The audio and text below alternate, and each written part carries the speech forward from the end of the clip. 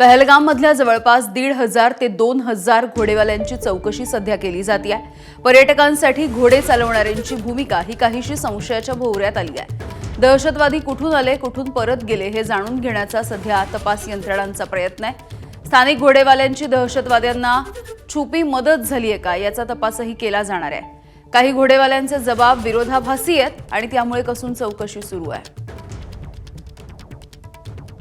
सूरज सावंत आमचे प्रतिनिधी आपल्याला माहिती देत आहेत। सूरज, यामिनी, आपण पहिल्या दिवसापासून पाहतोय की पहलगाम दहशतवादी हल्ल्यानंतर खच्चर जे गुज्जर खच्चर समाज आहे, बकरवाल, त्यांच्यावरती संशय व्यक्त केला जातोय। कारण दहशतवादी हे त्यांच्या पेहराव्यात आले होते।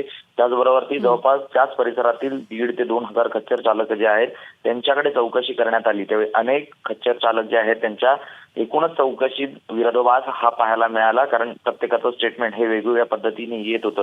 त्यामुळे त्यांच्यावर कुठेतरी संशय व्यक्त केला जात आहे आणि त्यामुळे त्यांची चौकशी ही सुरू असल्याचं आपल्याला पाहायला मिळते। जवळपास 3 ते 1 आठवडा झाला हा संपूर्ण तपास आतापर्यंत सुरू झालेला आहे। डिजिटल मॅपिंग असो किंवा त्या लोकांना कुणी मदत केली तिथे आणण्यासाठी, तिथे स्टे कोणी दिला, त्यांच्यामुळे त्यांच्यावरून एंट्री त्यांची येण्याचं आणि जाण्याचं ह्या देखील लोकेशन आपल्याला स्पष्ट होईल। त्यामुळे ह्या खच्चर समाजाचे जे तिकडे आहेत घोडे चालक त्यांची ही चौकशी सुरू असल्याची माहिती मिळते आणि एकूणच तपासात आतापर्यंत विविध ठिकाणाहून अनेक खच्चर चालक हे त्या ठिकाणी येत असतात। त्यांच्यावरती देखील संशय व्यक्त केला जातोय।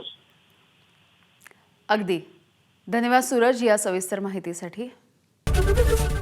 एबीपी माझा, उघडा डोळे बघा नीट।